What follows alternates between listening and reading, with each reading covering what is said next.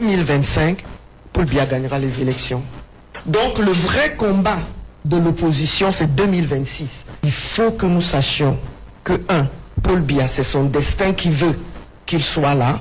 Deux, que ce qu'il a fait comme travail est quand même appréciable, et même plus que appréciable, parce que si on prend le domaine de l'éducation, la carte scolaire a été améliorée de plus de 80%. Et que quand le président va à droite, beaucoup vont à gauche. Si on met ça sur une balance, il est seul à droite, beaucoup à gauche le dépassent. Il ne peut pas. C'est elle qui donne. Honorable Malise, c'est-à-dire haut placé dans le RDPC.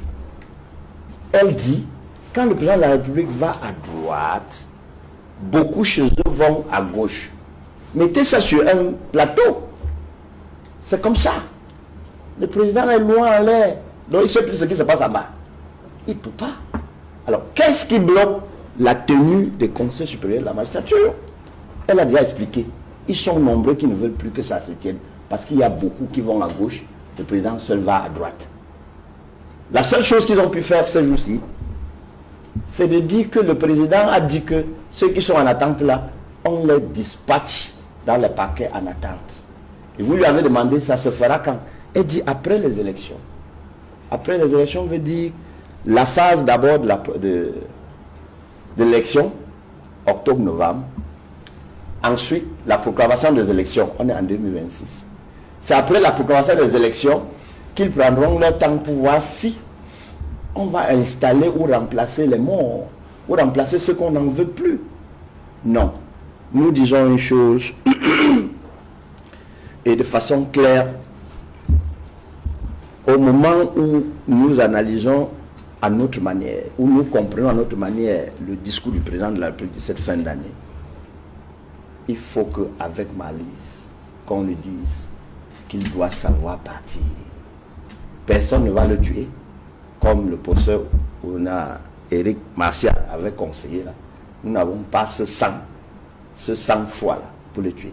Il faut qu'il sache partir. Il est dépassé, il n'a pas de solution. Et il n'a jamais admis l'opposition.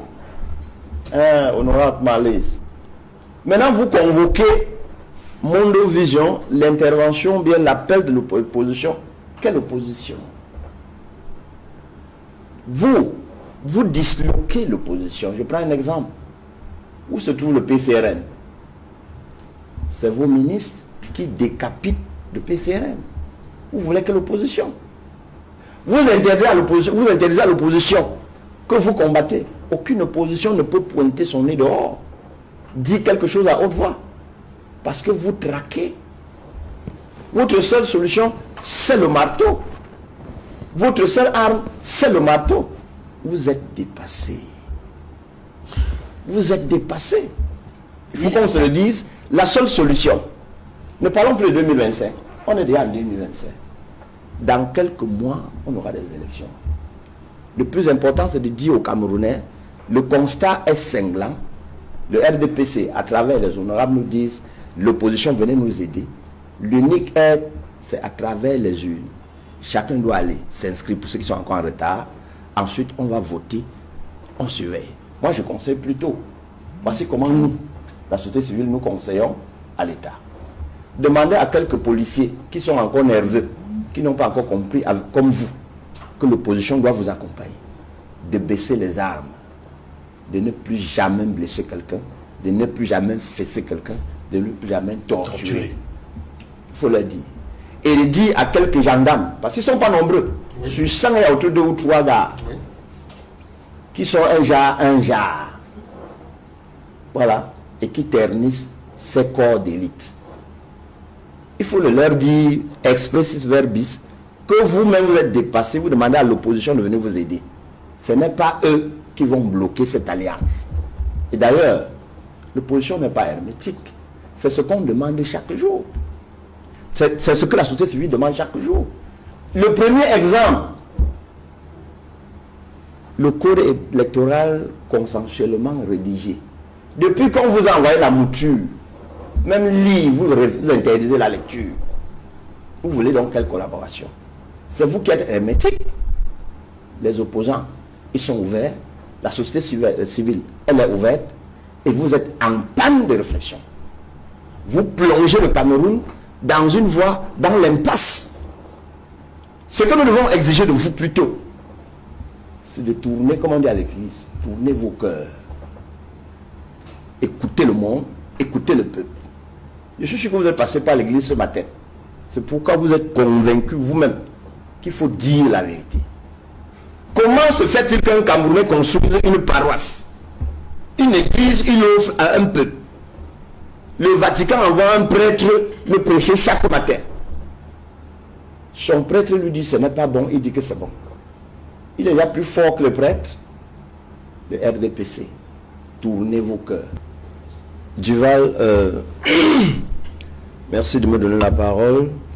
Le discours de notre président démontre à Sophie qu'il est un homme du passé.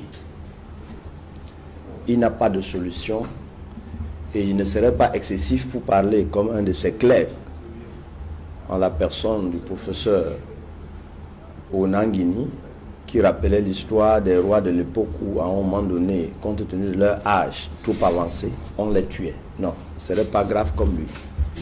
Je veux plutôt dire que le président de la République, il doit suivre le conseil du cardinal, l'ancien cardinal d'Abidjan, pour qui il faut savoir partir.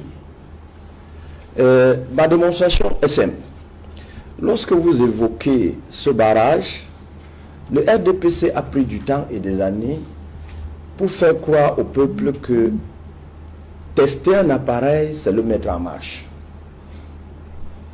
C'est deux étapes différentes, c'est deux comportements différents.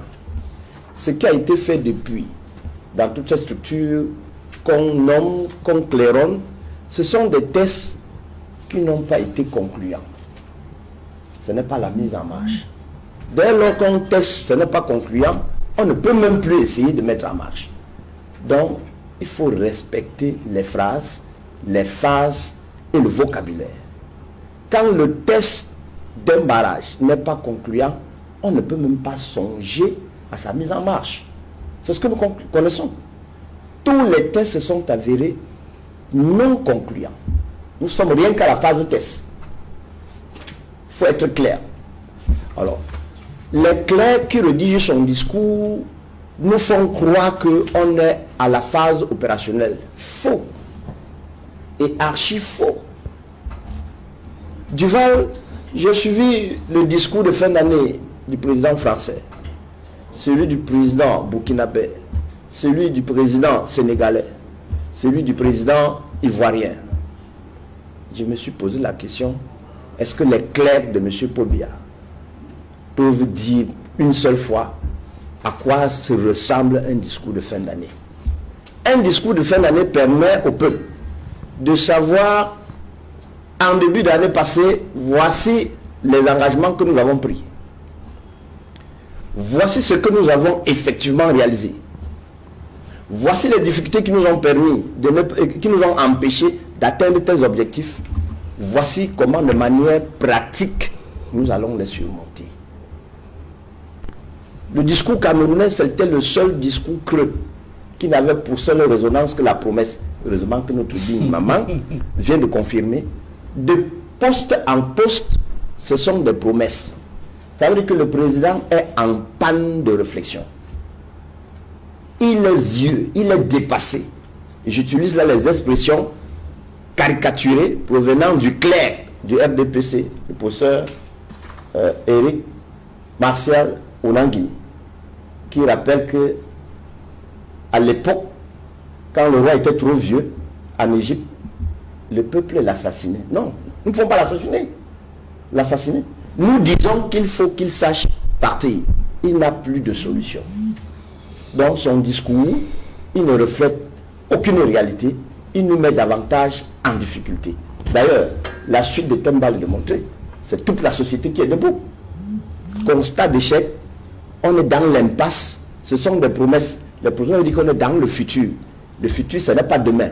Et demain, ce n'est pas un autre demain. Personne ne sait à quand. Duval, je ne peux pas avoir meilleure réponse que celle donnée par honorable Marlise Bell ici. C'est que le gouvernement actuellement en place, le président de la République, est en panne de solutions. C'est pourquoi elle a fait le premier constat avec les fameuses formules, vous pouvez revoir. Il va falloir, elle a conclu par il va falloir la bonne gouvernance. Et elle a donné les solutions. Elle a dit qu'elle sollicite l'intervention de l'opposition pour sauver le peuple. Elle est là. Il va falloir faire appel à l'opposition, action conjuguée avec ceux qui sont aux affaires pour sauver le pays. Je ne sais pas s'il peut y avoir une meilleure solution que celle-là. Alors, je reviens donc à la vraie question. Le président de la République est en panne de solutions. Même les constats, il n'en peut plus. Voyez-vous, vous avez commencé cette seconde vague de questions en évoquant les remises de peine en Côte d'Ivoire. Les remises de peine supposent que le Conseil supérieur de la magistrature fonctionne là-bas. Au Cameroun, il y a 3 ou 4 générations d'auditeurs de justice qui sont formés, qui ne peuvent pas être intégrés parce que le Conseil supérieur de la magistrature ne peut pas se tenir. Du fait de qui? Du fait du président de la République, parce que c'est lui le président. Il y a des membres qui sont décédés, ils refusent de les remplacer. Non, pas qu'ils refusent, il ne les a pas remplacés. On sait qui? Il ne les a pas remplacés. Mais alors, il faut... Ce qui tue le Cameroun, c'est que en 42 ans, nous avons déjà été presque tous phagocytés, au rejet. Personne ne veut assumer. Le président du Conseil supérieur de la magistrature, c'est M. Paul Biya, c'est le président de la République. Ça doit se tenir chaque année. Et chaque année, il doit affecter les magistrats. Pour qu'il y ait grâce, il faut que ce conseil-là se tienne, se prononce. Ça fait 4 ans, silence. Parce que lui, il n'est pas là. Comme quoi, il va falloir la bonne gouvernance. Oui, la Constitution dit justement que le président de la République exerce le droit après avis du Conseil supérieur de la magistrature. C'est aussi simple que cela. Il faut qu'il statue d'abord. Et elle a donné la solution là-dessus. Elle dit que quand le président va à droite, beaucoup vont à gauche. Si on met ça sur une balance, il est seul à droite, beaucoup à gauche le dépassent. Il ne peut pas. C'est elle qui donne. Honorable Marlise, c'est-à-dire haut placé dans le RDPC. Elle dit, quand le président de la République va à droite, beaucoup chez eux vont à gauche. Mettez ça sur un plateau. C'est comme ça. Le président est loin en l'air, donc il ne sait plus ce qui se passe en bas. Il ne peut pas. Alors, qu'est-ce qui bloque la tenue des conseils supérieurs de la magistrature? Elle a déjà expliqué. Ils sont nombreux qui ne veulent plus que ça se tienne. Parce qu'il y a beaucoup qui vont à gauche, le président seul va à droite. La seule chose qu'ils ont pu faire ce jour-ci, c'est de dire que le président a dit que ceux qui sont en attente là, on les dispatche dans les paquets en attente. Et vous lui avez demandé, ça se fera quand? Elle dit après les élections. Après les élections veut dire la phase d'abord de l'élection, octobre-novembre. Ensuite, la proclamation des élections, on est en 2026. C'est après la proclamation des élections qu'ils prendront leur temps pour voir si on va installer ou remplacer les morts, ou remplacer ceux qu'on n'en veut plus. Non. Nous disons une chose, et de façon claire, au moment où nous analysons à notre manière, où nous comprenons à notre manière le discours du président de la République de cette fin d'année, il faut qu'avec Marlise, qu'on lui dise qu'il doit savoir partir. Personne ne va le tuer, comme le professeur Éric Martial avait conseillé là. Nous n'avons pas ce sang-froid là pour le tuer. Il faut qu'il sache partir. Il est dépassé, il n'a pas de solution. Et il n'a jamais admis l'opposition. honorable Malaise. Maintenant, vous convoquez Mondo Vision, l'intervention, bien l'appel de l'opposition. Quelle opposition? Vous disloquez l'opposition. Je prends un exemple. Où se trouve le PCRN? C'est vos ministres qui décapitent le PCRN. Vous voulez que l'opposition?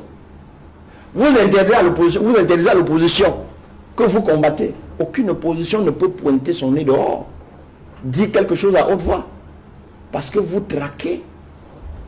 Votre seule solution, c'est le marteau.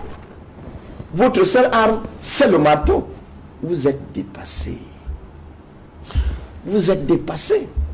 Il faut qu'on se le dise. La seule solution, ne parlons plus de 2025, on est déjà en 2025. Dans quelques mois, on aura des élections. Le plus important, c'est de dire aux Camerounais, le constat est cinglant. Le RDPC, à travers les honorables, nous disent, l'opposition venait nous aider. L'unique aide, c'est à travers les urnes.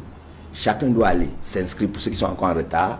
Ensuite, on va voter, on surveille. Moi, je conseille plutôt, voici comment nous, la société civile, nous conseillons à l'État. Demandez à quelques policiers qui sont encore nerveux, qui n'ont pas encore compris, comme vous, que l'opposition doit vous accompagner, de baisser les armes, de ne plus jamais blesser quelqu'un, de ne plus jamais fesser quelqu'un, de ne plus jamais torturer. Il faut le dire. Et le dire à quelques gendarmes, parce qu'ils ne sont pas nombreux. Oui. Sur 100, il y a autour de 2 ou 3 gars, oui, qui sont un jar. Voilà. Et qui ternissent ces corps d'élite. Il faut le leur dire, expressis verbis, que vous-même vous êtes dépassé, vous demandez à l'opposition de venir vous aider.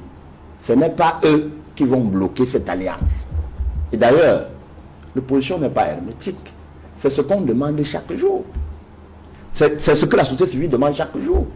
Le premier exemple, le code électoral consensuellement rédigé. Depuis qu'on vous a envoyé la mouture, même lire, vous interdisez la lecture. Vous voulez donc quelle collaboration? C'est vous qui êtes hermétique. Les opposants, ils sont ouverts. La société civile, elle est ouverte. Et vous êtes en panne de réflexion. Vous plongez le Cameroun dans une voie, dans l'impasse. Ce que nous devons exiger de vous plutôt, c'est de tourner, comme on dit à l'église, tournez vos cœurs. Écoutez le monde, écoutez le peuple. Je suis sûr que vous êtes passé par l'église ce matin. C'est pourquoi vous êtes convaincu vous-même qu'il faut dire la vérité. Comment se fait-il qu'un Camerounais construise une paroisse? Une église, il offre à un peuple. Le Vatican envoie un prêtre le prêcher chaque matin. Son prêtre lui dit ce n'est pas bon, il dit que c'est bon. Il est déjà plus fort que le prêtre. Le RDPC. Tournez vos cœurs. Merci. Que généralement le pape dans sa bénédiction Urbi Orbi, oui, très souvent revient sur les grandes questions qui traversent le monde. De tout temps, il revient par exemple sur la question de la crise au Proche-Orient et les positions du pape sont assez claires là-dessus et ce sont bien évidemment des questions qu'on peut considérer comme des questions de géopolitique mondiale. Tout à fait. Alors, je voulais avoir votre avis là-dessus, Maître Augustin Gueffac. Oui. Est-ce que les évêques sont effectivement dans leur rôle? Est-ce qu'on peut considérer que les évêques, à travers ces sorties, sont en train de faire de la politique? Qu'ils ont abandonné leur mission pour faire de la politique, comme semblent l'indiquer certains hommes politiques? Alors, Duval, avant de commencer, je vais rappeler une phrase que j'ai suivie de notre actuel Minat. Il a dit, des gens doivent commencer à apprendre à respecter la loi. Les gens doivent commencer à apprendre à respecter la loi. Ceci dit, il a dit exactement comme ça, maître? Oui. Ok. Quand il a dit qu'il va fermer les églises de réveil, les gens doivent commencer à apprendre à respecter la loi. Il y a 3 verbes. Commencer, apprendre, à respecter. Honorable Mali, vous avez dit que votre candidat, il est statutaire. Non. Les statuts du RDPC ne font pas de M. Paul Biya, le candidat du RDPC à la présidence. Commencer, à apprendre à respecter les statuts du RDPC en convoquant l'instance fêtière qui doit lui donner mandat. Parce que son mandat est échu il y a longtemps. Je dis bien son mandat est échu il y a longtemps. Commencer à apprendre à respecter la loi. Le RDPC n'a pas de candidat. Je reviens à la question exacte. Je ne souhaite pas parler en termes de quelques prélats. Pour dire quelques prélats, il faut avoir l'opposé. On dit un parce qu'il y a deux. Est-ce que depuis que les prélats parlent, il y a un son nouveau? On n'est pas dans la communication politique. Il s'agit de la restitution du dialogue. Ceux qui dialoguent avec le peuple, est-ce qu'il y a un son contraire? Le common sense dit, les prélats camerounais se réveillent et ouvrent la bouche. Le maître mot de tous les prélats, chacun a utilisé son vocabulaire. Le maître mot de tous les prélats, c'est celui résumé par Monseigneur Jean Barga.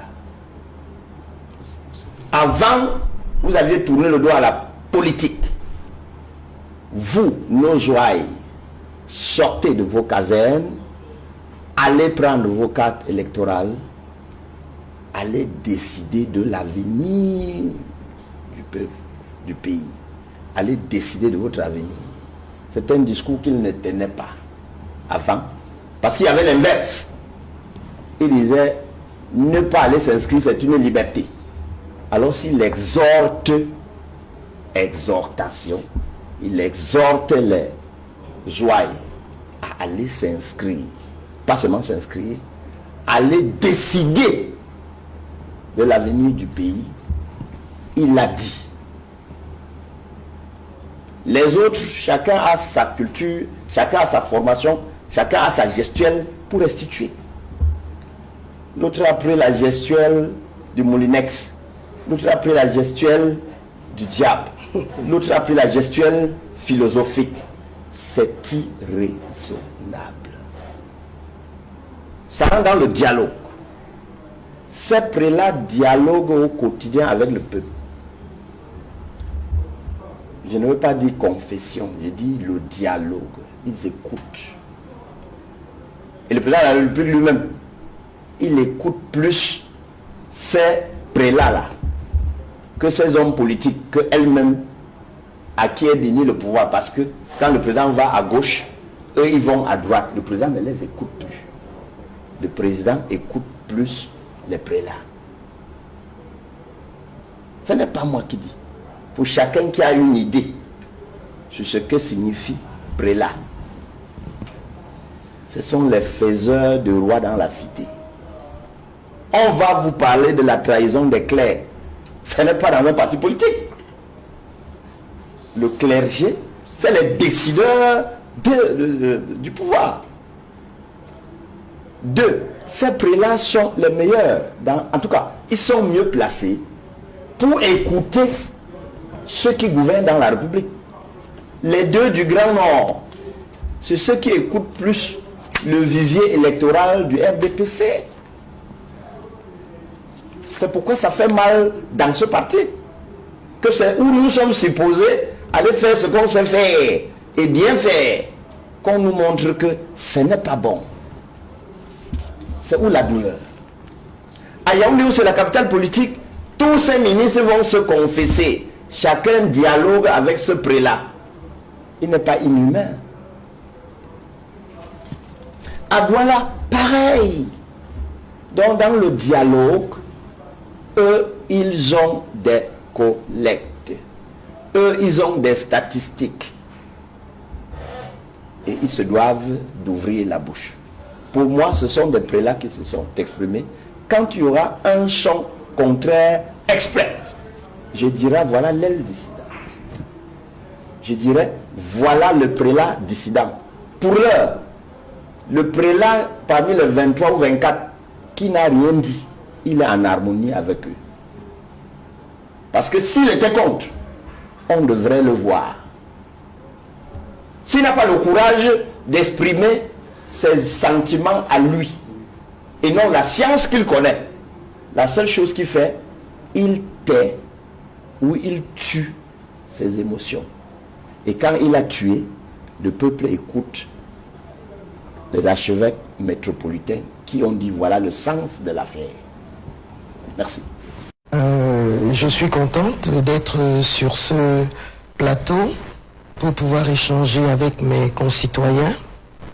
Même si on est le plus grand parti du monde, on a intérêt à écouter ceux qui s'essayent aussi et qui n'aspirent qu'à une seule chose, pouvoir contribuer à la prospérité de notre pays.